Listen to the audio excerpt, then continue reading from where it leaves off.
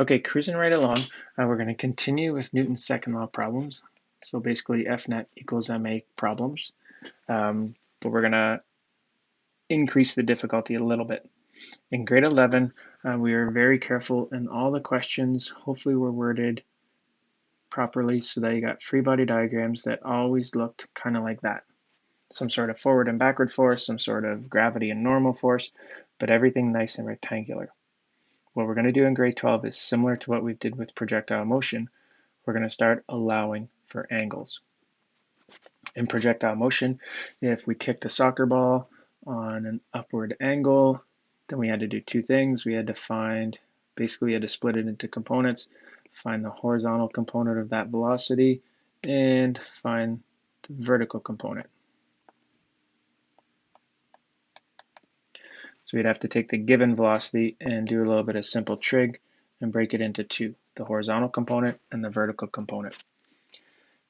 Basically, if we can figure out the direction that something's accelerating, if there's vectors on an angle compared to that acceleration, then we need to break down that vector. So for projectile motion, things are accelerating vertically. They're always accelerating straight down. If we launch something on a funny angle, then I need to know what velocity was vertical to match the acceleration and what velocity was horizontal or perpendicular to that acceleration. We're going to do two new things with forces in grade 12. Sometimes we hint at these in grade 11. So some of you may have seen this first part in grade 11, but this here. Maybe as we're pulling an object, so maybe you're like dragging your green bin to the curb or dragging something across the ground. Often, especially if you're taller than the thing you're dragging, you pull it on an upward angle. If we were to draw the free body diagram of that, we'd have gravity straight down because we can't get away from gravity.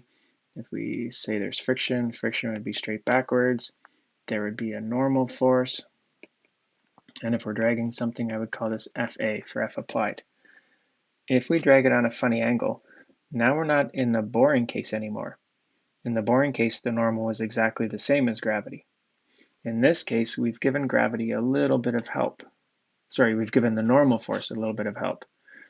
If we're dragging something across the ground, I'm going to assume that it's accelerating horizontally. F applied is on a funny angle compared to that horizontal acceleration. So kind of like we did in projectile motion, I need to find the components of that F applied. There's a horizontal part. That's what's actually making it move across the ground. And there's a vertical part. So I'm going to call this FA with a little v for vertical. And I'll call the other one FA with a little h for horizontal. That FA horizontal, that FAH, that's what's fighting friction. That's what's going to make this thing move across the ground. The FA vertical, that's kind of helping the normal force. So if we were to set up the vertical component, I wouldn't say that it's boring. I would say, here I'm going to squish this in, it's going to be a little bit messy. In the vertical component, unless the question says something about this like being in a rocket that's blasting off or an elevator or something weird, the upward forces are canceling out the downward forces. But in this case, if we're pulling it on an upward angle, we have two upward forces, the normal force and this thing that I called FAV. Those two things team up to match gravity. Often we need to find the normal force. We can use it to get friction forces with the coefficient. The normal force is going to be gravity. Take away that vertical component of the applied force. You're kind of helping the normal force by pulling it on an upward angle, so the normal force becomes a little bit smaller.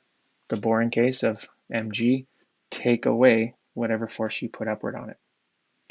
And if you work through it, there's a couple, this last question. It would be the opposite if you push something down on a funny angle. If you push something downward, then you're kind of pushing it into the ground more. So that F applied vertical that in this little doodle was upward would become a downward force. The normal force would be bigger to account for you shoving it on a downward angle. That's the first little bit of new stuff. I'm going to keep talking in this little video clip.